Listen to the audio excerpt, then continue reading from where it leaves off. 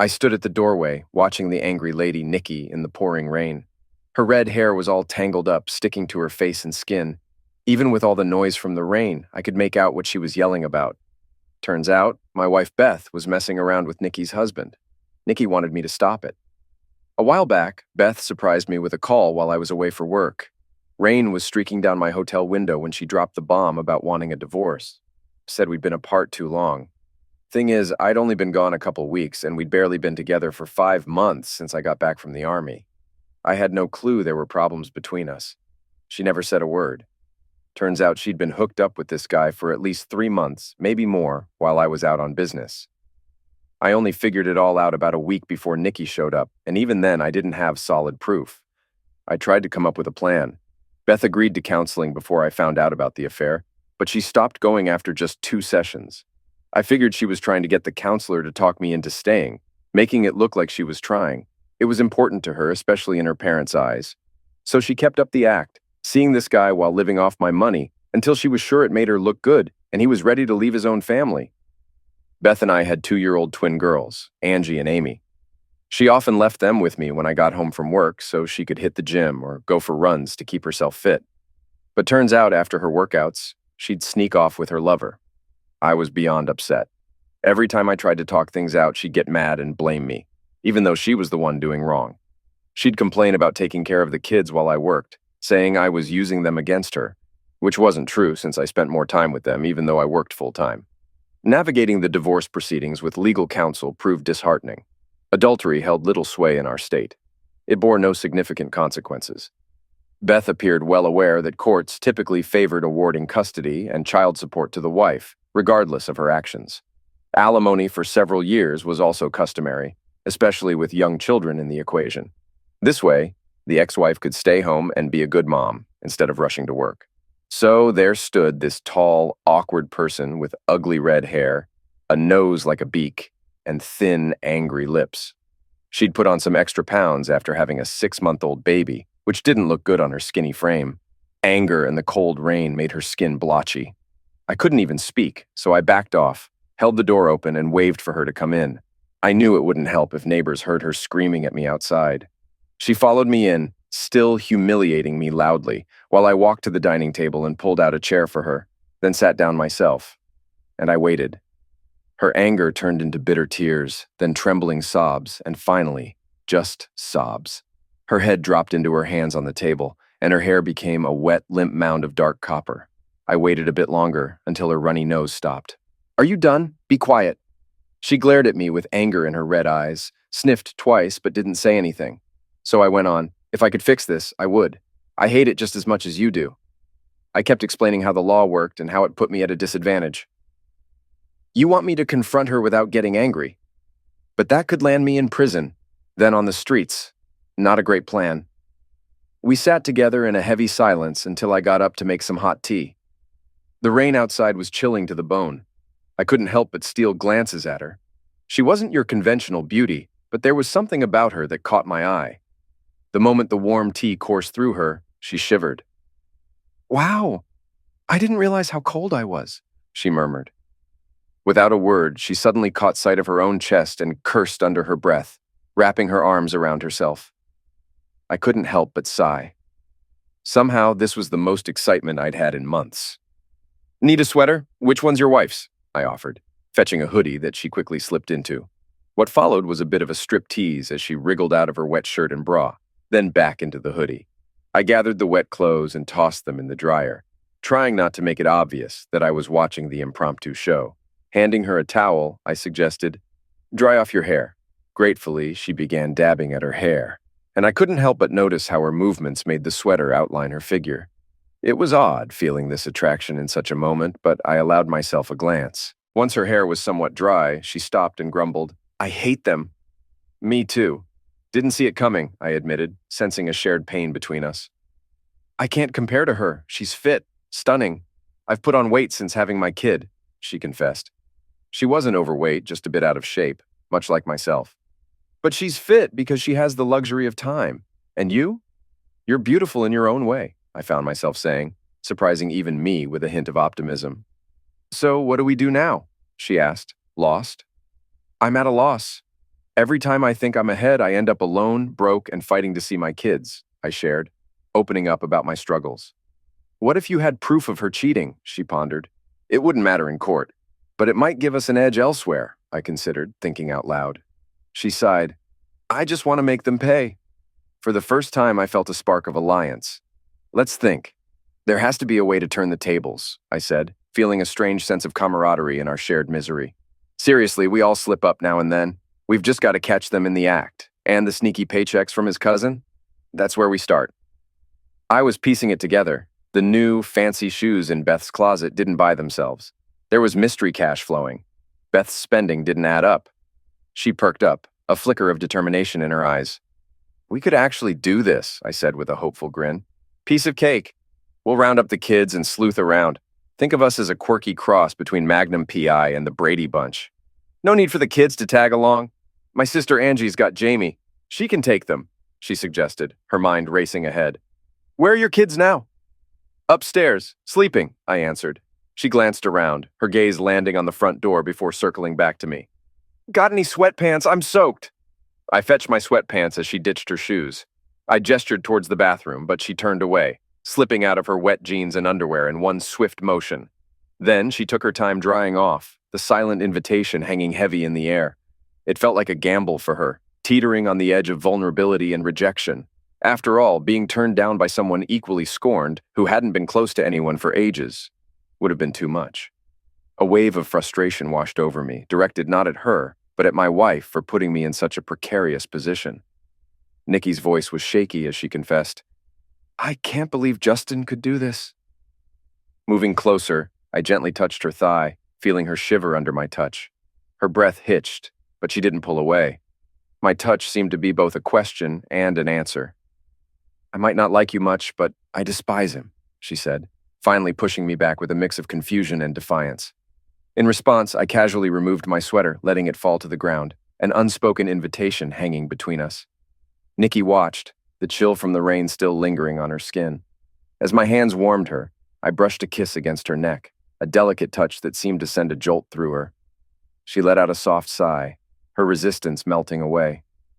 Without wasting another moment, fueled by a mix of desire and uncertainty about the future, I lifted her onto the dining table. It was a bold move, spurred by the intensity of the moment and the unpredictable nature of our desires. Afterward, as the adrenaline faded, she met my gaze with a complex smile, a mix of satisfaction and newfound connection in the silence that followed. After tidying up, I tossed her clothes into the dryer, and there we were, sharing a moment of unexpected intimacy, sitting unclothed at the table with cups of now cold tea between us. Her gaze was heavy, her fiery red curls a tangled mess as she looked at me with a mix of emotions. You knew this was going to happen, didn't you? The moment you let me in. Her laughter caught me off guard, innocent yet laced with something deeper. Honestly, the thought didn't cross my mind. Until your jeans came off, she admitted with a mischievous glint. The atmosphere lightened, if only for a moment. I was scared you'd say no. I couldn't help but smile, a genuine one this time. How could I? Especially after hearing how Justin's been neglecting you. It's unbelievable. She leaned in, a serious look in her eyes.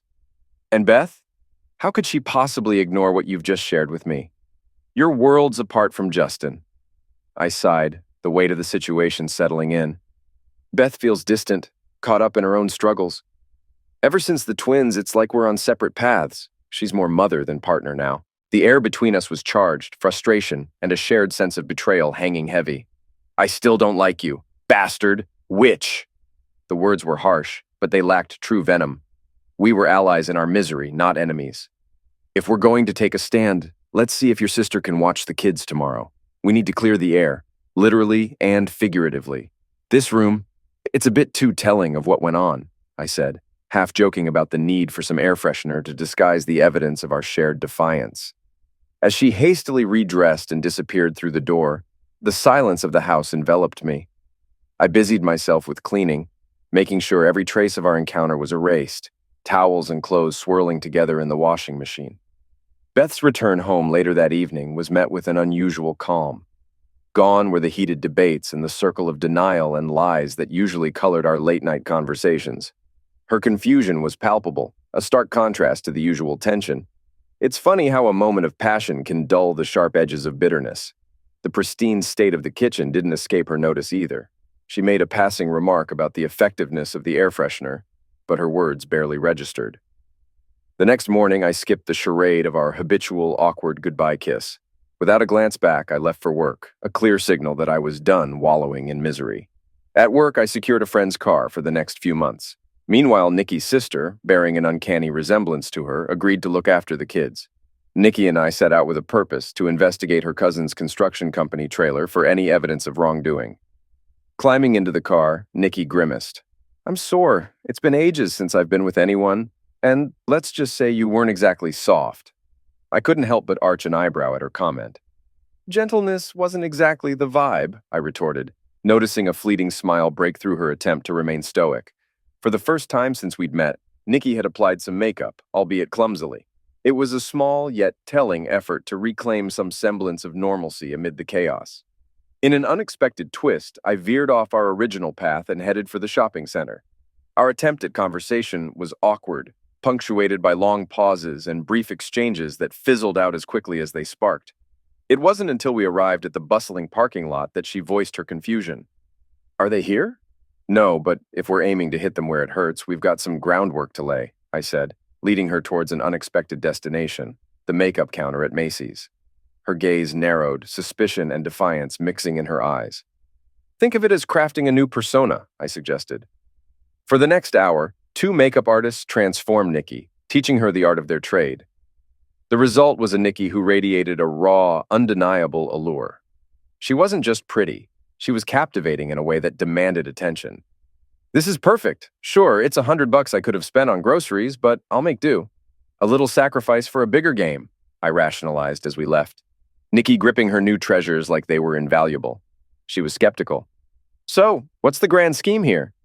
"We make them pay by playing to their weaknesses. Justin's lost interest in what he thinks he knows. And Beth? She'll be green with envy over you.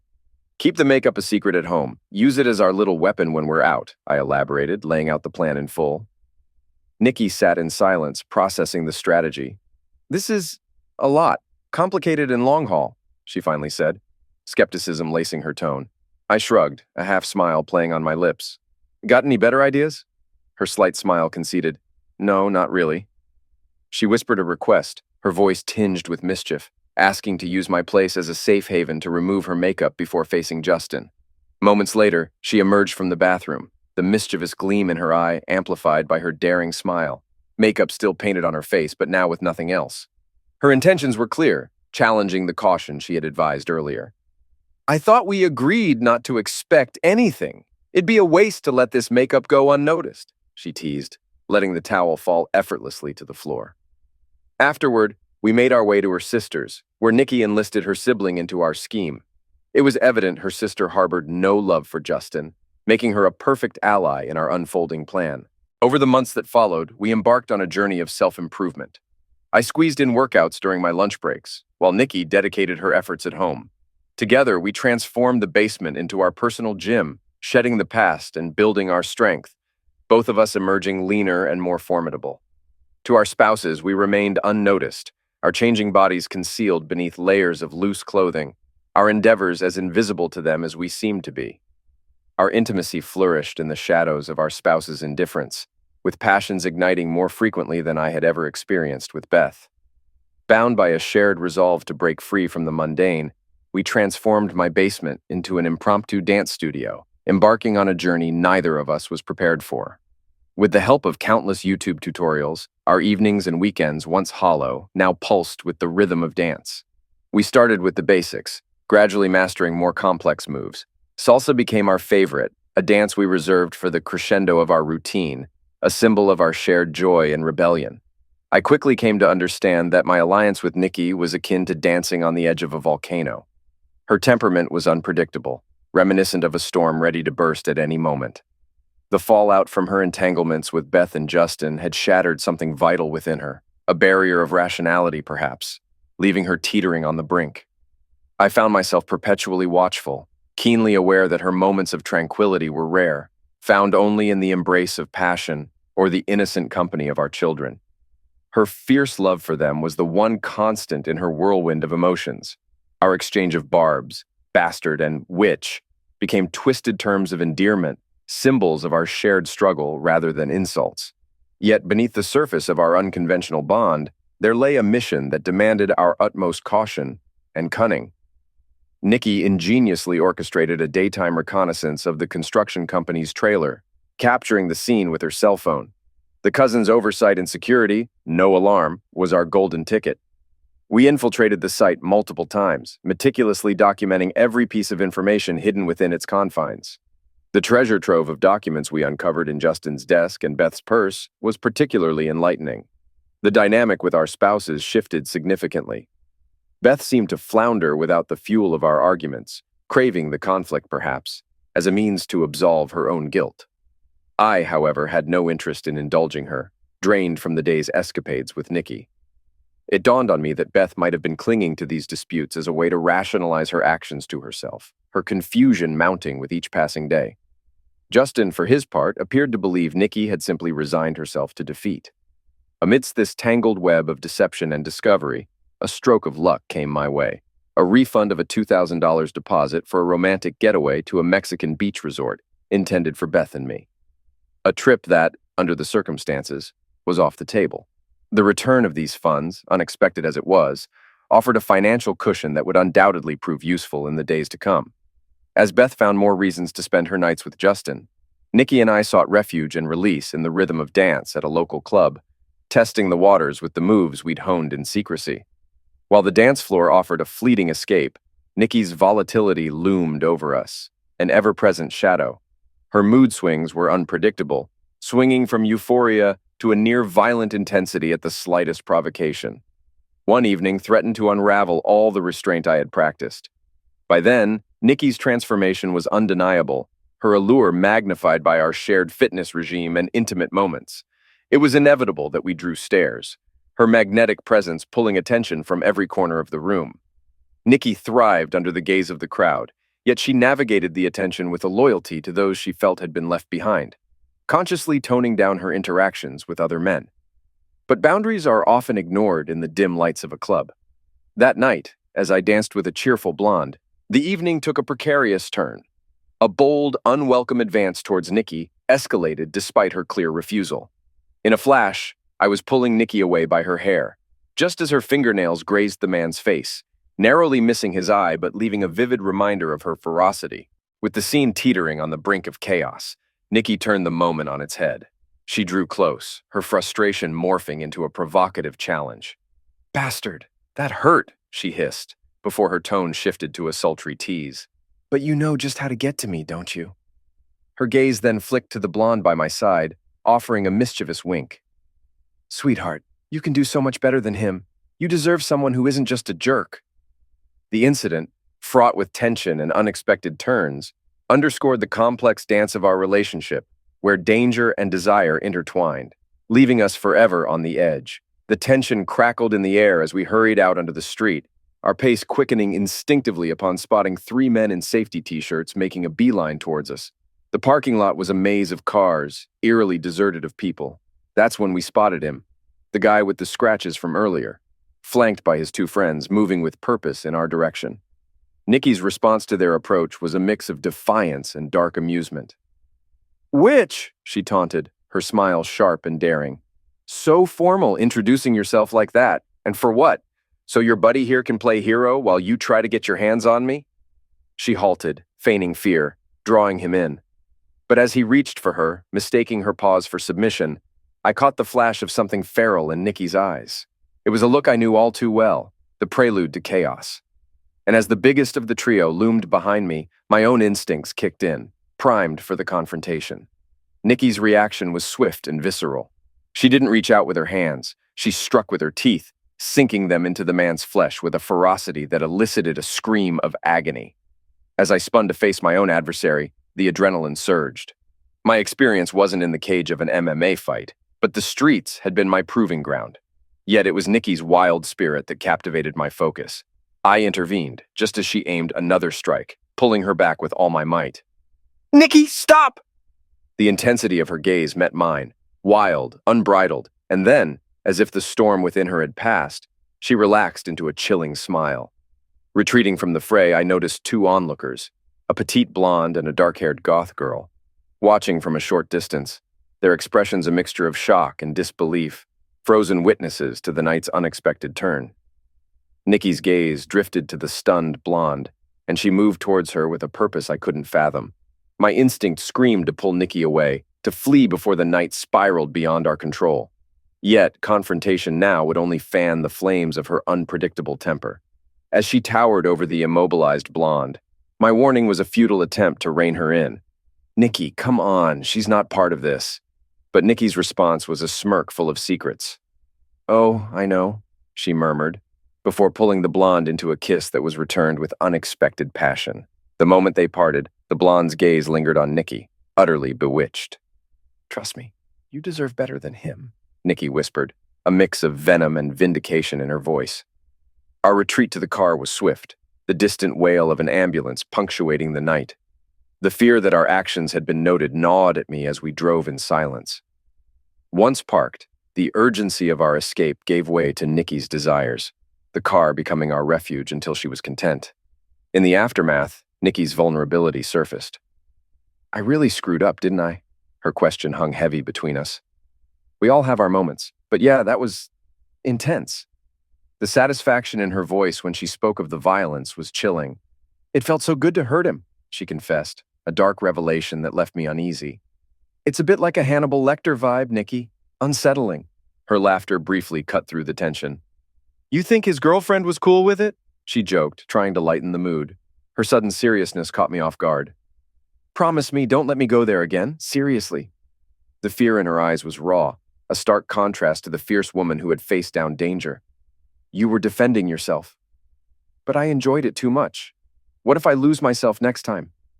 Her voice broke, revealing a vulnerability that frightened me more than any confrontation we had faced. Nikki was walking a tightrope, teetering on the edge of needing more than just my support. Perhaps professional help, medication, or regular checkups.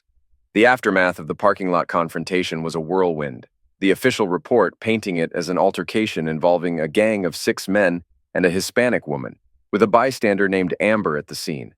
It was almost comical, considering the truth of that night. "Looks like you left quite the mark on Amber," I joked, showing Nikki the paperwork. Her smile was wistful. She seemed nice, strawberry lip gloss and all. "Are you into girls now?" It wasn't even about that, just a bit of fun at the club. But in that parking lot, she was drawn to me. I could see it in her eyes. Being with you, I guess I've just stopped seeing any boundaries when it comes to Zex. Yet the chaos of that night seemed to be a turning point for Nikki. She began to pull herself together, making slow but visible progress. There were moments when I could see her inner struggle, the battle to keep her darker impulses at bay, and sometimes she actually succeeded. We couldn't always count on Nikki's sister to look after the kids, so Jamie often ended up with us. Those nights as we tucked them into bed, I found myself stealing glances at Nikki. There was a tenderness to her then, a vulnerability that the daylight hours rarely revealed, and when she caught me looking, her smile was a mix of sorrow and warmth, a fleeting glimpse of the woman fighting to emerge from the shadows of her own turmoil.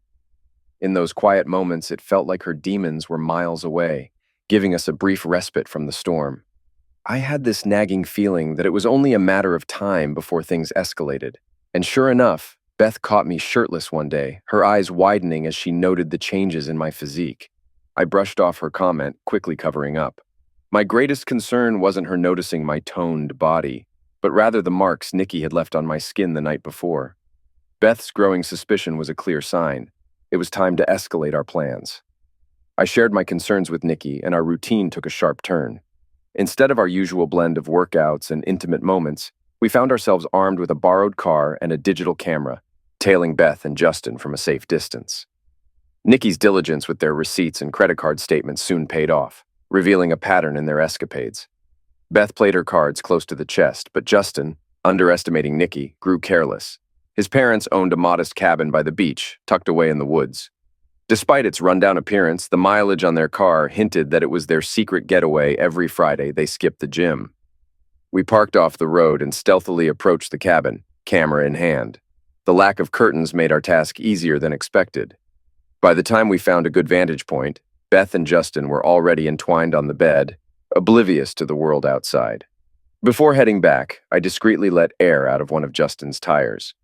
A small insurance policy should they decide to leave prematurely. We dropped the film off at a darkroom known for its discretion, the kind of place that dealt with sensitive imagery without questions.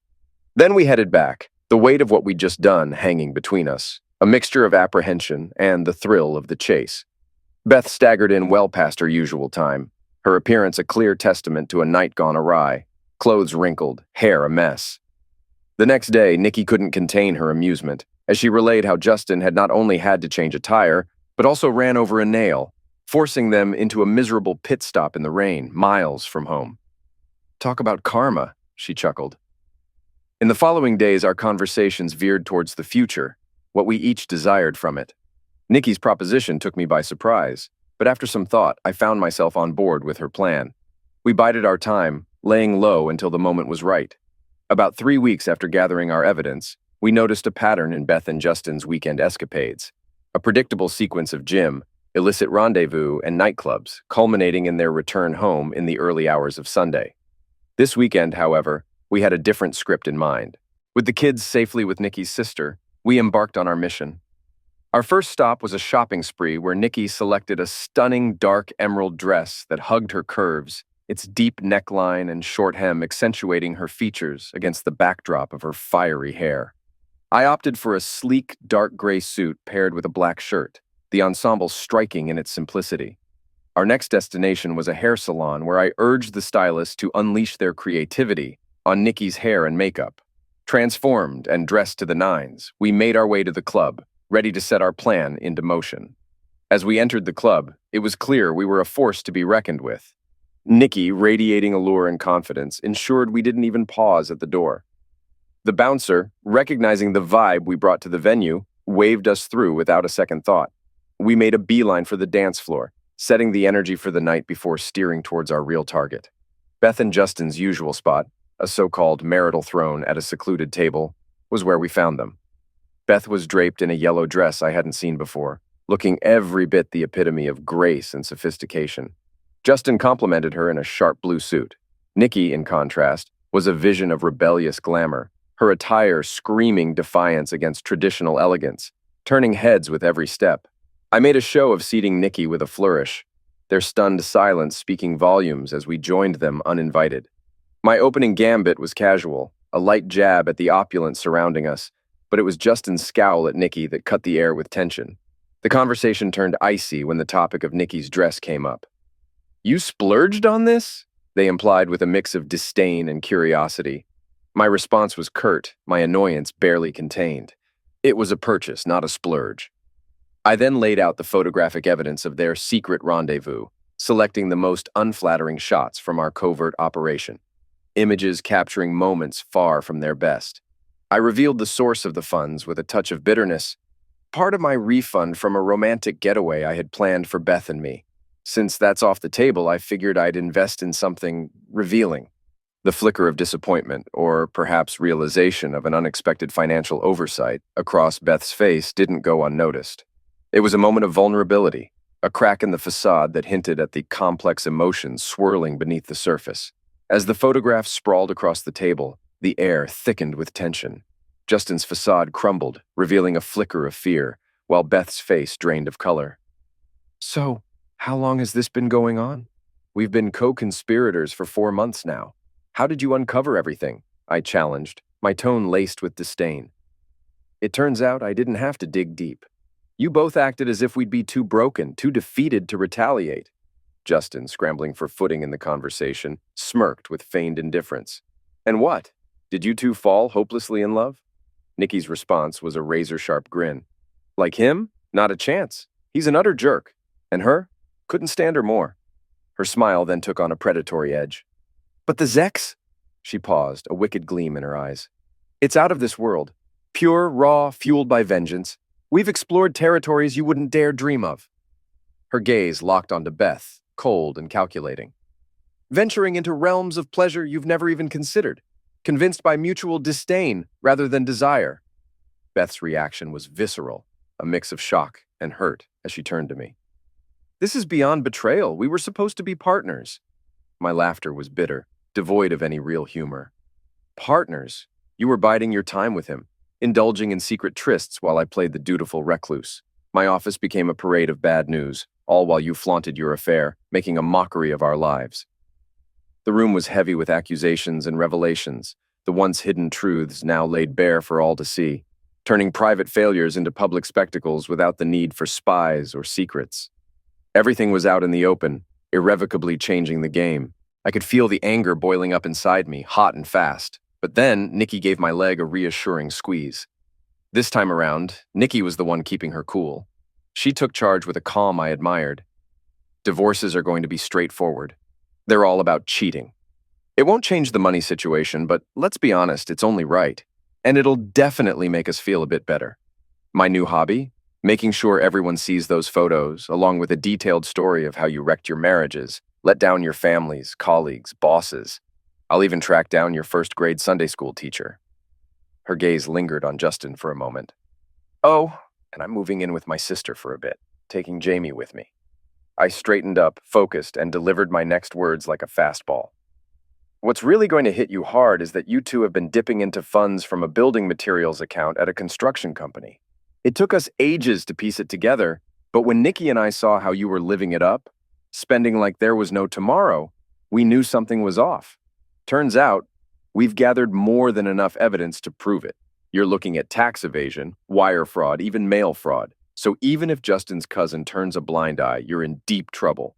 You, Justin, might get off with 5 to 10 years behind bars. I pointed squarely at Justin. And Beth, you're not off the hook either. A few years in the slammer for being an accomplice. Beth's eyes popped open, panic written all over her face.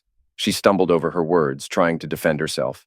I didn't know. I thought it was his money and I just put it in the account to keep it safe in case of a divorce. I didn't let her finish. Right, you were just holding it for a friend. Besides, mixing that money with our divorce, if my name was on that account, I'd think you were setting me up. And trust me, that would have ended really badly for you. Beth and Justin's faces drained of color. I could tell the thought had crossed their minds before, but they had ruled it out. It was time to lay down our cards, the offer Nikki and I had cooked up. Justin, listen up. You've got one shot at a better life. Take it. Quit your job and make a break for the mountains, at least 250 miles away. Pack your car with just your clothes, football trophies, and your yearbook. Nothing else. Not a single extra thing. Nikki's going to file for divorce, and she won't see a cent from it, thanks to your little arrangement with your cousin. We won't breathe a word to the police or your cousin about what's going on. But if your cousin stumbles upon this mess and decides to act, that's on you. I'd advise you to return any money you've got to his company account. Believe me, whether or not he comes after you might just depend on that. The room hung heavy with tension, the kind that wraps around your throat, thick and suffocating. This was more than just a crossroad for Justin. It was a lifeline, one last chance to dodge a bullet that was already halfway to its target. I turned to Beth with a firm look. I'm filing for divorce. I get the kids, no alimony for you, and we're citing your affair as the reason. It's simple. Agree or face jail and lose the kids completely.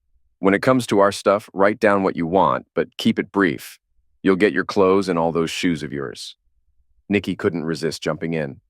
He said you could have your things, but honestly, your shoes don't fit me and I'm not into your clothes. And since I've stopped wearing underwear around him, your granny panties are all yours. I couldn't help but crack a smile at Nikki's words while Beth looked like she was struggling to keep her composure. Go find a job, move back in with your folks or whoever. It doesn't matter to me. You'll get to see the kids plenty. I'm not going to stop you. You're an okay mom. And I won't drag your parents into this. Won't tell them why we split. I locked eyes with both of them, making sure they were listening. You have until midnight tomorrow. If Justin isn't miles away by then, we go to his cousin and the police. This deal's only good if you both agree. Nikki leaned in, her dramatic neckline drawing attention, maybe a final jab at Beth. You both have done something remarkable, really. You've brought Nikki and me together. We always said we had nothing in common. Couldn't even pick a movie without an argument. Hated each other's music. If he started on about his hobbies, I'd be out cold, I said, laying it all out there. It was a peculiar moment, heavy with choices and consequences, but underneath it all, there was an odd sense of closure and maybe, just maybe, a new beginning. Nikki's gaze locked onto Justin with the intensity of a predator zeroing in on its next meal. The only thing we figured out about how to deal with you was by connecting in the one way we could.